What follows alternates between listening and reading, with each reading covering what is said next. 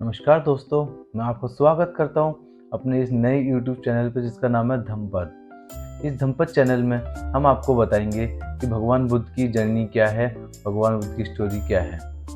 नमस्कार दोस्तों, आइए शुरू करते हैं अपनी इस वीडियो को और लेके चलते हैं आपको एक भगवान बुद्ध की इस प्रेरणादायक स्टोरी के अंदर। नमो बुद्धाय साथियों। The Buddha's path of wisdom, a practical guide to right living, अर्थात भगवान बुद्ध के अनमोल उपदेशों का सार, दुखों से मुक्ति और सुख शांति का मार्ग, धम्मपद। दोस्तों, मैं शुरुआत करता हूँ धम्मपद, दुखों से मुक्ति और सुख शांति के जीवन का मार्ग। इस महान पावन ग्रंथ में मेरा अपना कुछ नहीं है। महाकारुणिक तथागत बुद्ध के अमृत वचन उपदेशों का यह धम्मपद अनमोल है। मानव जीवन का परम उद्देश्य होता है दुखों से मुक्ति और सुख शांति का पाना। इस उद्देश्य की प्राप्ति के लिए यह पावन ग्रंथ परिपूर्ण है। धम्मपद पाली भाषा का शब्द है जो दो शब्दों धम्म तथा पद से मिलकर बना है। धम्म शब्द का सांस्कृतिक भाषा में धर्म शब्द अपभ्रंश रूप में है। धम्म तथा पद शब्दों के कई अर्थ हो सकते हैं, परंतु यहाँ धम्म का सरल अर्थ है सदाचार, अर्थात सज्जनों द्वारा जीवन में धारण करने, पालन करने योग्य कर्तव्य। और पद शब्द का अर्थ यहाँ मार्ग माना गया है।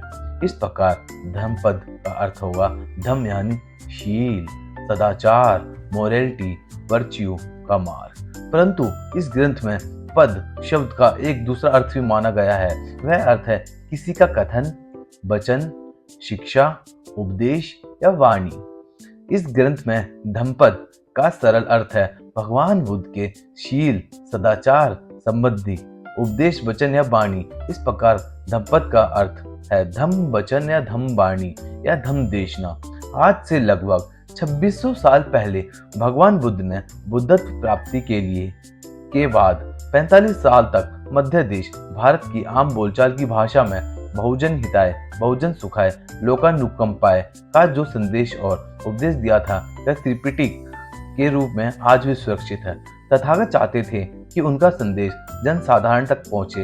इसके लिए उन्होंने अद्र मगधी लोक भाषा में उपदेश किया और साथ ही भिक्षुओं को भी यह अनुमति दी कि वे उनके उपदेशों को अपनी भाषा में बदलकर धारण कर सकते हैं।